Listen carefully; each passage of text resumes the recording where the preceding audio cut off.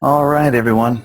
Let's go ahead and get started. My name is Chris Brown. I'm the Customer Care Director for Educational Leadership Solutions. We'll go ahead and log in here to get started. I want to thank you guys for all joining us today. We'll do a little overview of Easy Lesson Planner for you teachers, how to use it, some of the things that you may not be aware of. I know that after the change, there was quite a few support calls and emails about some of the things that we've changed.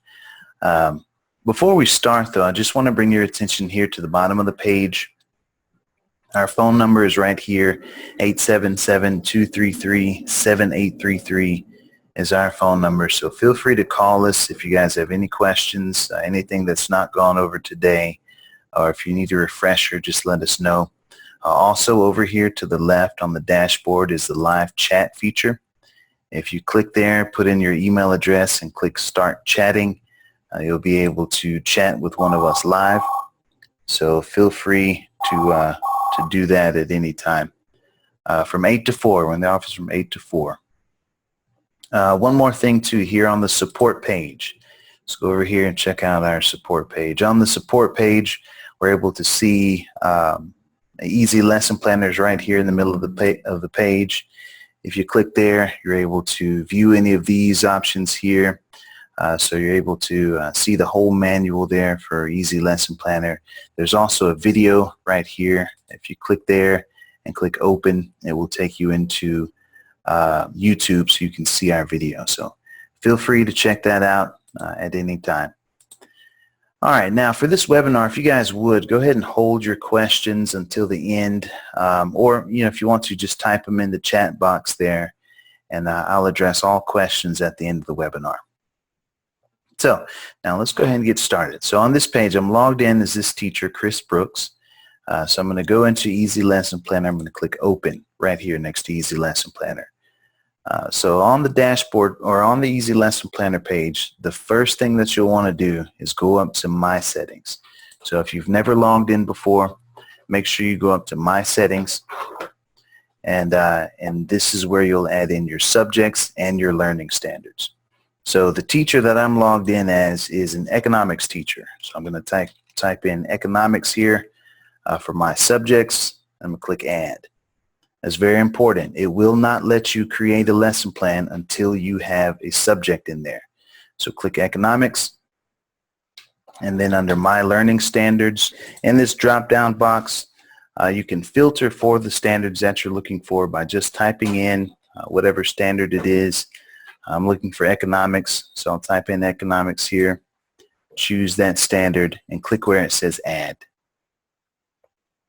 All right, so we've got our subject here, we've got our learning standards here. Now we're ready to create lesson plans. It's very important that these steps are done before you start creating lesson plans. So we'll go ahead and close that box. We'll click where it says Create Plan right here on this page. So here's our lesson plan creator page. We'll type in a title for the lesson plan. We'll just call it Sample Plan. The subject, the only subject we created was economics, so that's the only thing that shows in that box. Start date and end date, I'm kind of zoomed in, so these are kind of out of order, but start date is here. So we'll say this plan started on the 28th, and it ends next month on the 2nd of October. So here's our start date and our ending date. Those have to be added in before you can save a lesson plan. So now, one thing too that a lot of people were asking for was the box to filter the objectives that you're looking for. That has been added. So where it says show only standards for, you can choose whatever standard it is that you're looking for. I only chose one standard. So of course that's the only objectives that will show up in this box. So now for coverage standards, we can choose whichever standards it is that we're looking for. We can hold down Control and choose as many of those as we want to, and it adds them right in there for our lesson plan. So there's our standards. Now for private plan detail, depending on the settings that your district, your school has set up for you, you'll be able to add in a snippet, which is basically a template. Okay, so right there where it says add snippet, you'll just choose the lesson plan template that your district has turned on for you or has added for you, and it will enter it right here in this box. So for the lesson plan that I'm creating today, I've actually saved it in Word. So I'm going to go ahead and remove that template. And I've got my private plan details here. What I'll do is I'll just copy it from Word. And I'll go right over here to private plan details. When I click in that box, it brings up a nice little box for me here. This icon, paste from Word, is what you'll want to use if you're pasting from Word. Please, please, please make sure that you use this icon when you're pasting from Word. So you'll click paste from Word. It brings up a box for us. We paste into that box. It removes all the extra formatting code that Word adds into things. And here's our nice, neat lesson plan that we've created. All right, so there's our lesson plan.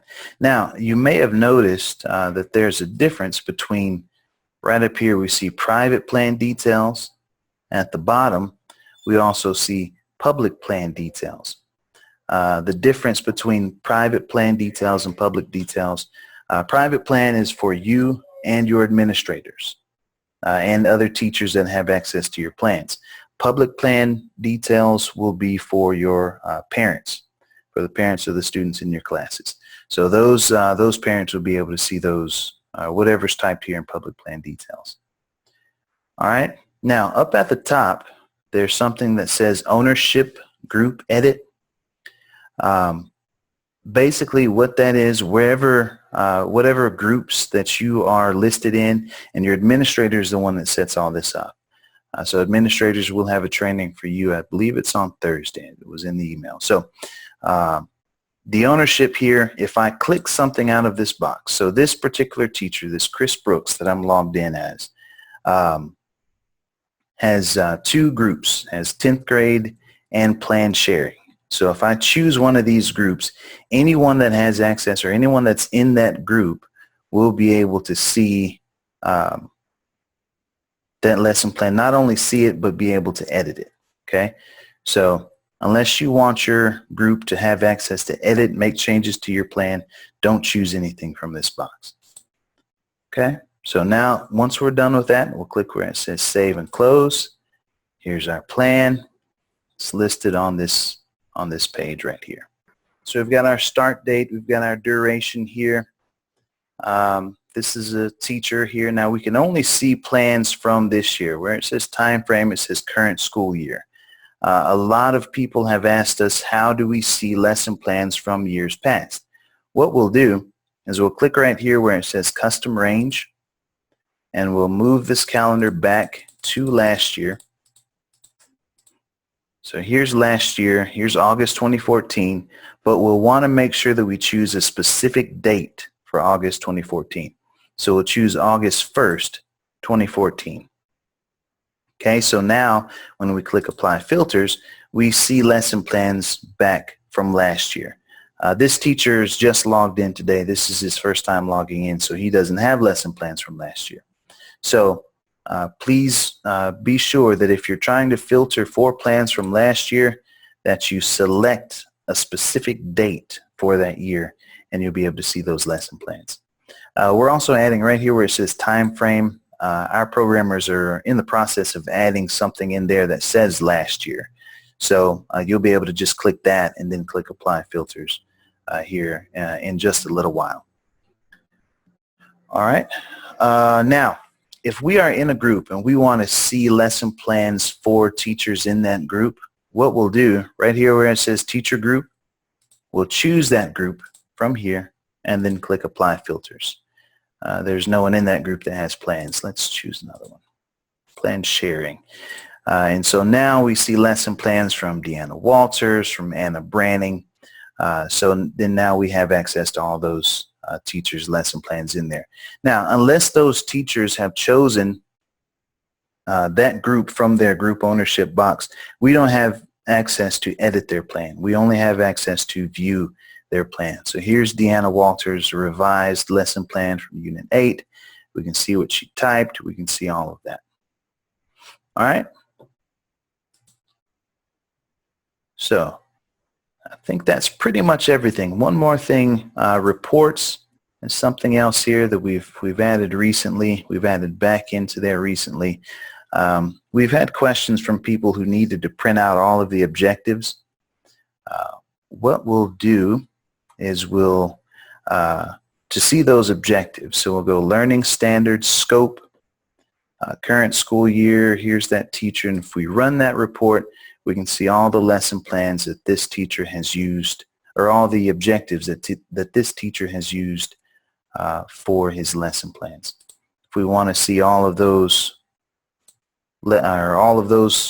content areas there, all of those objectives by content area, if we just click learning standards scope by content area, we can choose whichever content area we need and then click run report and see all those content areas.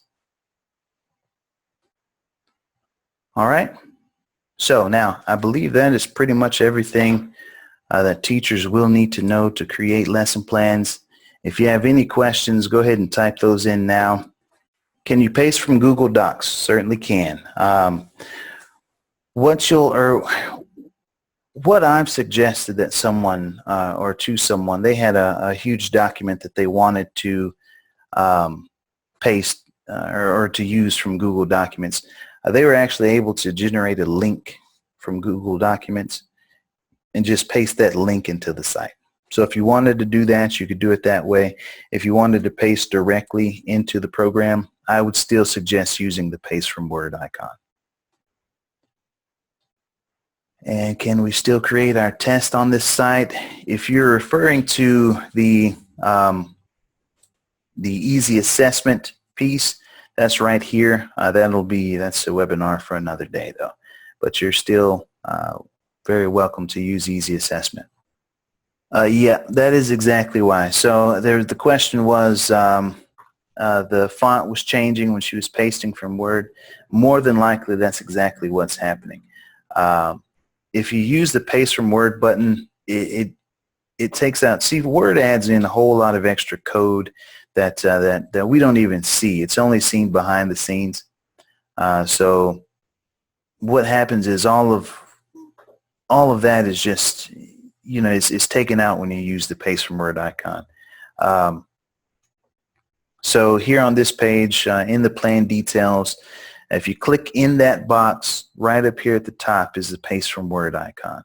So if you click there, it brings up another box for you. Just paste from Word into that box, and it will take out all the extra formatting code that just works havoc on our system. And also, to change the font size, if you want to, you can just select everything and just change your font down to whatever size you want it to be. All right, so I thank you guys for joining me today. And again, if you have any questions, anything that we didn't get to today, please feel free to contact us here at this number, 877-233-7833. Also, our live chat is right there available for you from 8 to 4, as well as our support page has information about all of our products. And if you go over here to contact us, you can hit us up on our email address here. You can also fill out this form. There's plenty of ways to contact us, so feel free. We are in the office from 8 to 4, and we are always willing to talk to you guys. So thank you guys for joining us, and you guys have an excellent day.